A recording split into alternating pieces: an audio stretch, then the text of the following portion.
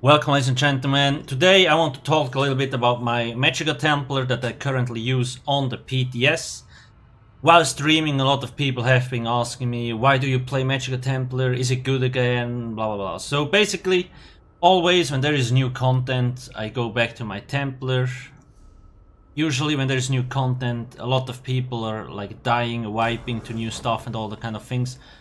So I really like to run this setup. Now obviously, if you don't have problems dying and all the stuff, you don't need this set, but in non-optimized groups, it's just really nice, and especially if you have a Templar DD, or even a healer could run this, and you don't lose a lot of damage, but you just rest so much faster. So if your tank dies, for example, you can rest him pretty fast. If you don't have this set, don't have a Templar with you, it's gonna take a while and you most of the times get interrupted. But with this you really can save your group. Or people that continuously die, it's just faster resing. We have 25% here, and then the Templar obviously has even more, another 20% from the passive. Increases resurrection speed by 20%. And overall this setup is just pretty nice. You can do full light attack rotations. Here's the Lever Mundus and Witch Mother's Potent Brew, Stage 3 Vampire. Now Vampire is actually nice. The two new dungeons don't have a lot of fire damage. There is like 1 or 2 boss fights, but it's not that dangerous. So you can get the extra 10% Magicka recovery and also Undeath, which provides a lot of damage mitigation when you're on lower health. Also can save you. So I have basically this here and 2 San. Now I want to mention, currently this is the PTS week 2 we are in. Next week PTS week 3 will come. EU will get their accounts transferred to PTS. And that's also when I will start testing builds, what is gonna change and all that kind of stuff, because most balance changes are going into the game in PTS week 3. So we will see if they make any further adjustments to off balance, interrupts and all that kind of stuff. San will get the small adjustment, if I recall correctly. Robble said something in ESO Live that they will increase the cooldown on it, but I think the damage will stay the same. Now San will still do more damage than most other monster sets because it's a pure single target set. Valkin and like Groftar, Elembris, they're all AoE, so they will deal less damage in a single target scenario, but probably more in AoE. That's kind of the point between the San set, San Mask, however you want to call it. Now again, if you want, just run Julianos here. I mean, the thing is, you don't lose a lot of damage, you see. You still get 222 spell damage. On Julianos it's 299. And then instead of 2 crit bonus on Julianos, you get the health and the Magicka recovery. That's also why I can easily sustain a light attack rotation. I have 1.5k Magicka recovery on top of the channeled focus. Like you see, every 0.5 seconds you get the 120 Magicka back. That's 240 every second, and that's 480 every 2 seconds, and those stats here are for every 2 seconds, so you can add like 480 on top of that, and it's really cheap. Plus you also get more resistance when you drop this. Actually pretty nice,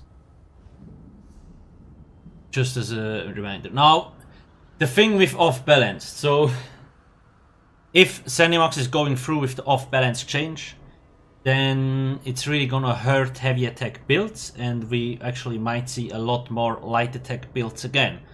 Now why do I say that? Currently on live server you have a lot of raids that have between 60 to 80% off balanced. And when you do a heavy attack on an off balanced enemy, you do I think 60 or 70% more damage with your heavy attack.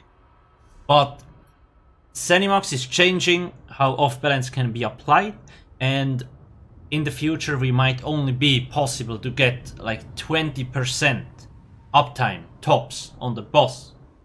So your heavy attacks will deal a lot less damage. That's why, because light attack rotations will become more common again, even if you will have just more recovery. So yeah, classes like a Magicka Nightblade will probably suffer the least from this. Most setups use heavy attacks, right? So basically all classes that use heavy attack will get a small damage nerf. On top of that, the thing is also about the exploiter here. Currently everybody is using this. You get 10% more overall damage when enemies set off balance. That's really strong, but we probably see a lot of builds not putting 75 points in this tree. Thaumaturge is still really nice because of the damage over time effects. You still have a lot of them going, but instead of 75 we might have 52 here. And put more into Staff Expert, because light attacks deal so much damage. That's the reasoning behind it. On most setups, like if they run a light attack rotation, you actually see light attacks on top of the DPS meter. So keep that in mind. But yeah, it's hard to say yet.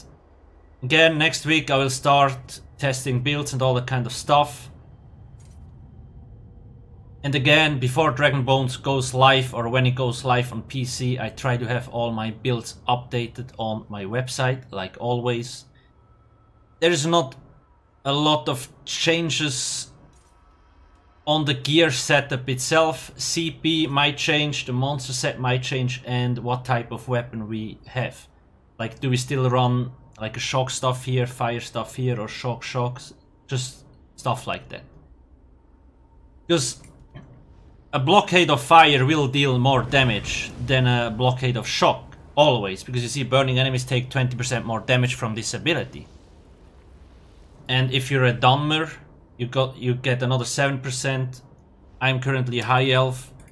I get 4% more fire damage and all that kind of stuff that matters.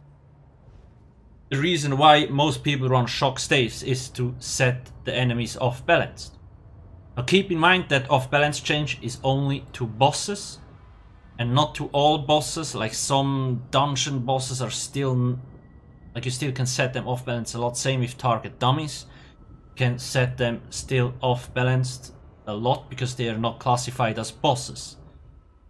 Another thing I will probably do is when I do build videos, I will do the build video and then separately to it the damage test on the target skeleton with a fully optimized skeleton setup.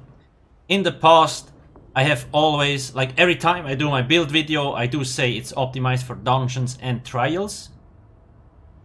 And then I do a DPS parse with that setup, and then people QQ, why do you not do more damage? It's like, I can get more. Sure you can get more, because my DPS build is not optimized for skeleton dummies. So I probably will just do two separate videos.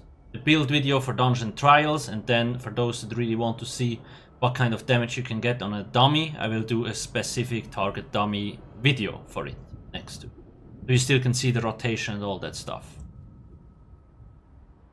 What else is there to say? Just a reminder, it's still PTS, stuff might change. Other than that, like this, the Magicka Templar, this is not the finished build, it's just what I have currently run on the server, because a lot of people asked for it, what I'm running. Still, in dungeons and raids, or mostly in raids, I don't think we will see more Magicka Templars and Magicka Dragon Knights, because yes, they will do more damage next patch, but they will still do less damage than stamina setups. So most people will still prefer to run stamina melee setups over like a melee Magicka Templar or Magicka Dragon Knight, most likely. But for dungeons, or like if you're not interested in really good scores in trials and stuff, it will definitely pull out more damage, and it's just really fun to play after all. I guess I talked long enough. Make sure to not forget to subscribe. More videos soon. If you have any questions, ask me in the comment section below. Thank you for watching and have a nice day. Cheers.